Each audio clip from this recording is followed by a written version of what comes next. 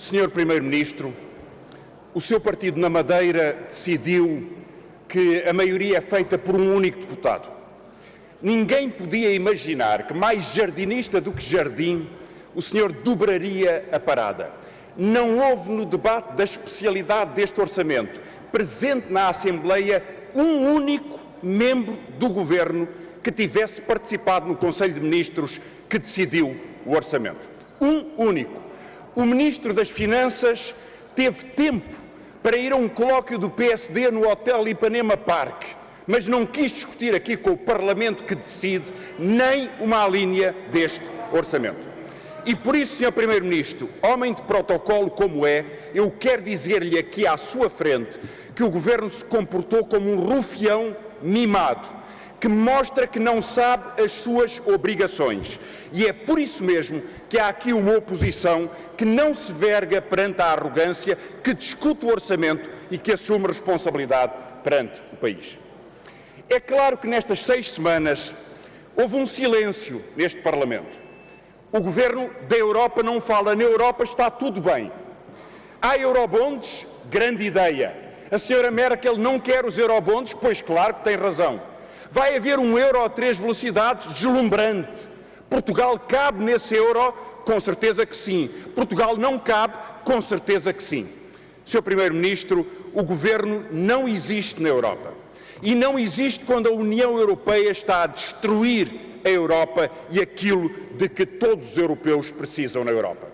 E se o senhor se comporta como o governante de uma província à beira-mar plantada, então digo-lhe, Sr. Primeiro-Ministro, mais valia que no próximo orçamento tivesse a fineza de telefonar ao Sr. Embaixador da Alemanha a perguntar-lhe se ele não se importa de vir aqui discutir o orçamento que apresenta para Portugal. É claro que, no silêncio, o Governo ainda disse alguma coisa. E o que disse foi que neste país não esquece nunca ninguém. Há 1 milhão de reformados que vão perder 1 ou 2 dos seus subsídios. Os senhores não os esqueceram. Há 460 mil funcionários públicos que vão perder 1 ou 2 subsídios. Os senhores não os esquecem. Congelaram as pensões de quem tem 274 euros. Depois de 20 anos de trabalho, os senhores não os esqueceram. Quem tem 30 anos de desconto, 303 euros de pensão, vai perder uma parte dos seus subsídios. Os senhores não os esquecem. É claro que, dando 20 cêntimos por dia a muito poucos destes reformados, os senhores querem vê-los ajoelhados a agradecer ao Governo. E não sei, Sr. Ministro das Finanças, se vai conseguir bater aqui um recorde que foi estabelecido por um colega seu, que é citar 7 vezes a ética social na austeridade, a propósito do corte nos subsídios aos reformados. Mas o certo é que todas essas pessoas estão a ser assaltadas. Não esquecem ninguém. Aumentaram a restauração 10%, aumentaram a eletricidade 15%, aumentaram os transportes 25%, duplicaram as taxas moderadoras. Não esquecem ninguém. Aumentam o horário de trabalho, meia hora por dia, 16 dias inteiros, sem pagamento de salário durante o ano. Mais 4 feriados. 4 semanas a trabalhar de graça. Uma invenção deste Governo que não esquece ninguém. No próximo ano, diz a OCDE, mais 75 mil desempregados. Já há bombeiros a fazer peditórios para pagar o seu ordenado. Os senhores não esquecem ninguém. E no fim de tudo, diz o Banco de Portugal, Portugal terá mais 30 mil milhões de dívida. No fim de tudo, mais dívida. Os senhores não esquecem ninguém. E é claro que não esquecem mesmo ninguém. Vão entregar as redes energéticas nacionais e o Porto de Sines à China. Vão entregar a EDP à Alemanha, evidentemente tudo o resto àquela pessoa que nós sabemos dos capitais angolanos. Não esquecem ninguém. Há 12 mil milhões de euros entregues à banca, mas isso, renegociar para vir para a economia, nem pensar. Há 35 mil milhões em juros e comissões pagos à Troika num juro usurário, mas renegociar nunca, nem pensar.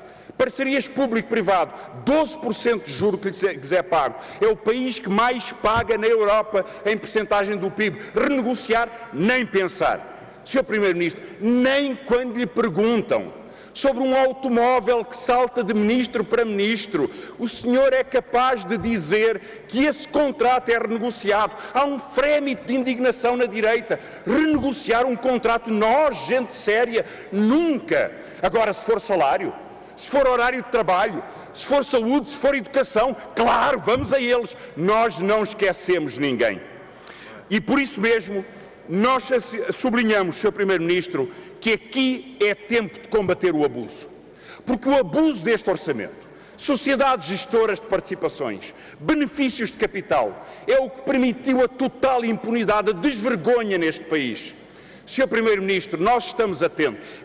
E no Portugal da pobreza, que agora é agravada por este orçamento, a maior fortuna do país teve o desplante de comunicar ao país que considerou despesa fiscal, ou seja, partilhado com todos os contribuintes, grandes despesas, como um cinto de pele de crocodilo, as despesas no Tennis Club, um jato privado, festas de aniversário, faqueiros de prata. Em tudo isso o Sr. Comendador nos vem dizer que nós podemos ter o orgulho, como contribuintes, de sermos sócios da grande fortuna. Mas no dia em que o Bloco de Esquerda propõe aqui um imposto sobre o património de luxo, cai o Carmo e a Trindade. Nem pensar como é que isso pode ser, pedir a gente tão sacrificada como são as fortunas e os patrimónios de luxo. Neste governo que não esquece ninguém, já sabemos que é tudo a atacar os pobres e tudo a defender o privilégio, o benefício, a injustiça e o assalto à economia. Pois, Sr. Primeiro-Ministro, tem aqui uma oposição que defende os trabalhadores, que quer mais esquerda, mais responsabilidade neste país, mais combate e mais frontal. E é por isso mesmo que eu me dirijo também ao Partido Socialista. Porque o Partido Socialista escolheu o único caminho que não podia ter escolhido: esforçar-se por ser irrelevante. Garantiu ao país que este é o pior orçamento de todos. Mas com o pior orçamento de todos, o que quer que acontecesse, daria a mão ao pior orçamento, claro, com uma abstenção feroz, já se sabe. Pior do que tudo, permitiu e quis que se esboroasse o seu argumento. Há folga, pois fica folgada. Pior ainda, ao primeiro convite para o tango, o Partido Socialista aceitou o argumento que nunca tinha aceito: ir além da Troika. Onde é que na Troika está que uma reformada com 600 euros deve perder uma parte do seu subsídio de férias ou do seu subsídio de Natal? Isso está alguma vez escrito? Ir além da Troika, ir mais longe na crueldade, dar a mão ao Governo quando tem que haver quem enfrente o Governo contra a injustiça e a pouca vergonha. E por isso mesmo, senhoras e senhores deputados, Sr. Primeiro-Ministro, o Bloco de Esquerda fala claro ao país. O Governo mentiu na campanha eleitoral. E o Governo quer agora um orçamento que é uma política de terra queimada contra a economia e, no fim de tudo, com juros e dívida muitíssimo maiores dos que temos no princípio da austeridade. Quer mais desemprego e mais dívida. Quer mais injustiça e mais dívida. Quer mais desigualdade e mais dívida. Quer menos saúde e mais dívida. Quer menos educação e mais dívida. E o Sr. Primeiro-Ministro anunciou-nos, por isso, que 2012 será o pior ano da história de Portugal.